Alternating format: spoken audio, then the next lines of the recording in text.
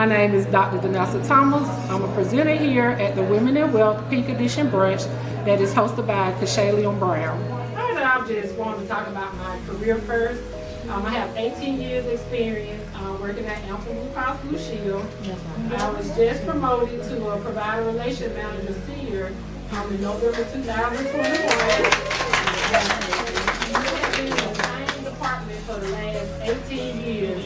And once I knew I was going to finish my doctorate, I said, you know what? I got to go. I got to start making some money. So I'm from a small hometown called Tarleton, Georgia. I graduated from a high school, Central Tarleton. I went to elementary, middle, and high school in the same town. Yeah, that's how small we are. I had my son at the age of 15.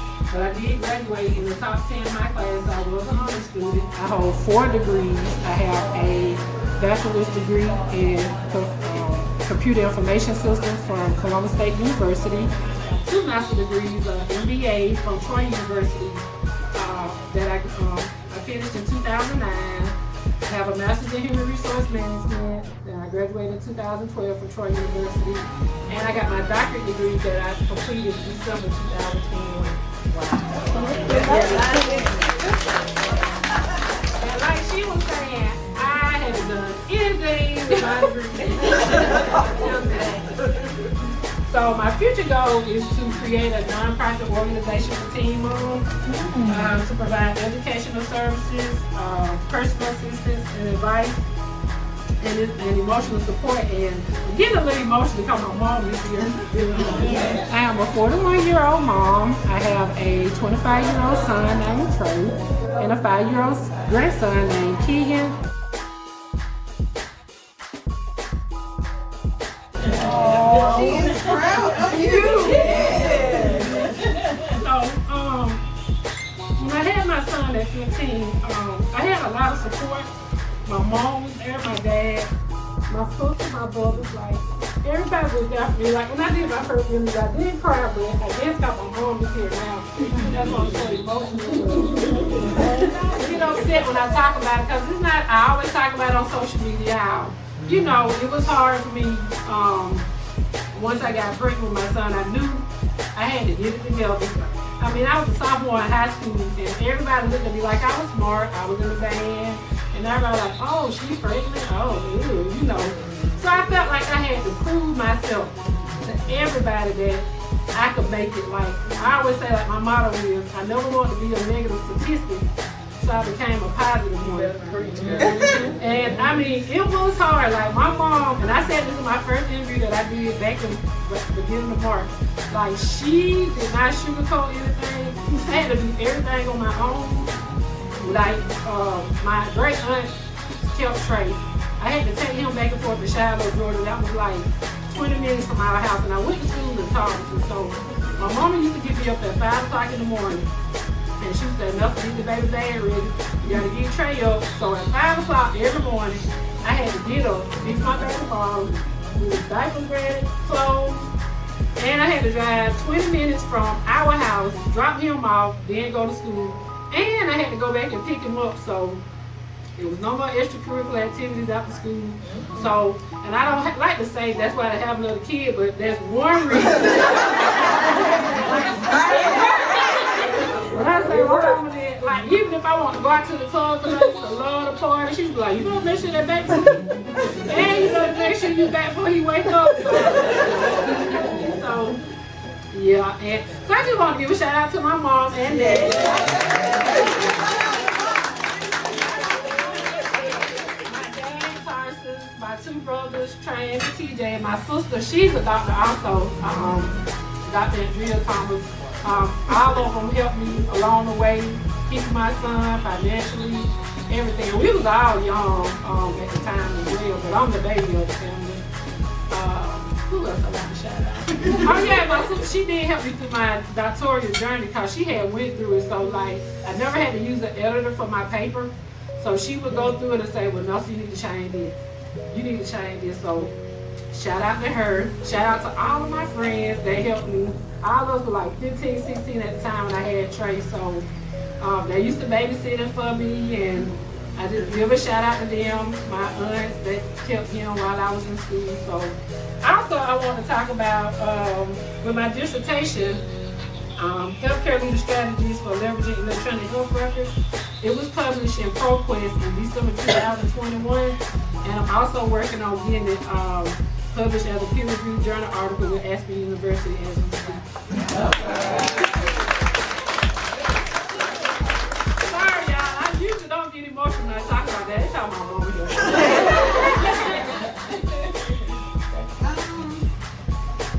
One person I think forgot to shout out.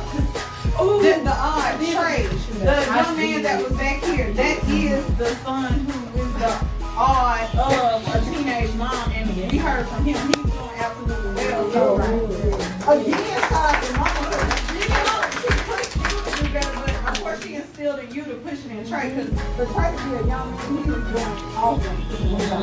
And he has his own clothing line. You all may know him as Justin Hartman on social media. Yeah, y'all. And he's a father. He's a great father. I have a 5-year-old grandson named Keegan. And like I had been telling him, I know nobody is perfect. Nobody's a perfect parent. So he's still learning how to be a dad. But I think by watching me, and watching my mom raise him, that he's learning and he does what he has to do for his son. But he still got a lot of growing to do. He could be worse, but I think he's doing a great job as a dad. Question is, what would you say to someone who maybe doesn't have the ambition to go to school and get a doctorate and stuff, but they're working in like a position, like you were saying, you felt like you wasn't using your education while you was working at Blue Cross, but you kept going. What is it that influenced you to keep going? Was it just because you knew once you got your doctorate you were going to be able to get a better job, or was it just because education is that important?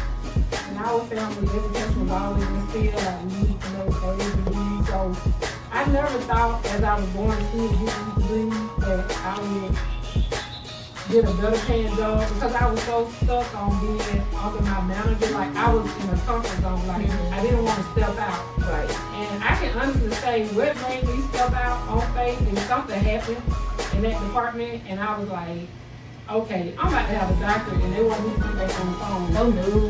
And I was like, I've been here too long. Baby. And that's when I started applying out for jobs. And now I was just telling my son this morning, like since I got my doctorate degree, this is like my third speaking engagement. My first one was like March 12th. And then I presented my dissertation to Aspen University on March 18th, which was last Friday. And I was telling him this morning, like, now I feel like I need to apply for another position. Like, now I got it.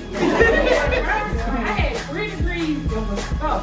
Because I was stuck in my comfort zone, like, I don't want to leave. I mean, like, I was just stuck. But now I know I can make money. Like, so I'm like, okay, I've been in this position maybe 6 months.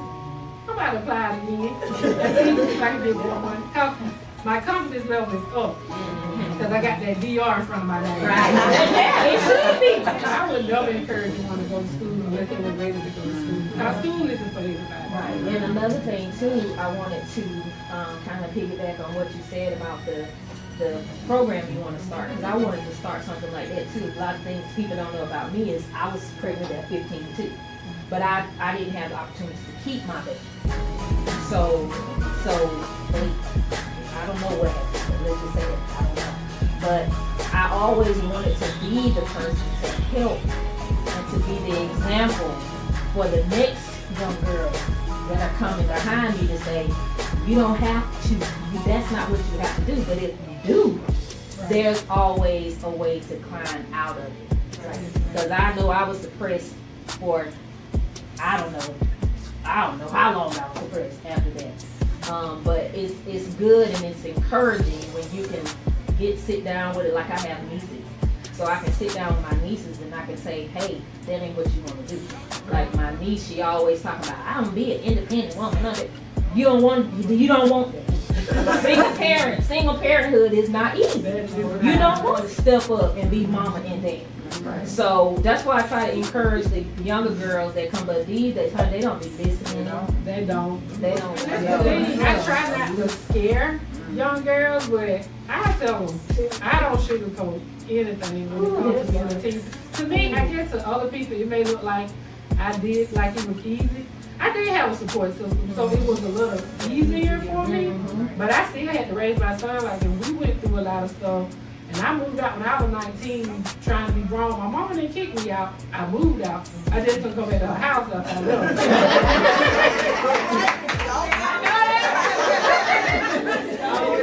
So it was like, once I moved out and the stuff we had to go through, I had to make the decision and say, hey, well, I did this trade. Oh, let me get my son out of this situation.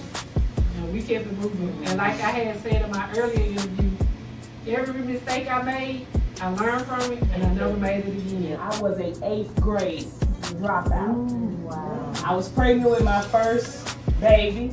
I married my children's father. All 3 of my children came from the same man. He was 21 and I was 14. My mom, my grandmother, bless them, they did what they thought was right. Back then, you gotta marry.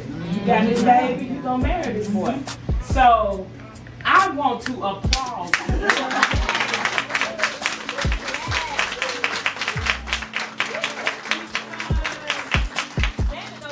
I'm real. Everything for me. You can reach me at danessa.thomas@waldenu.edu. Again, that email address is Danessa, which is DANESSA,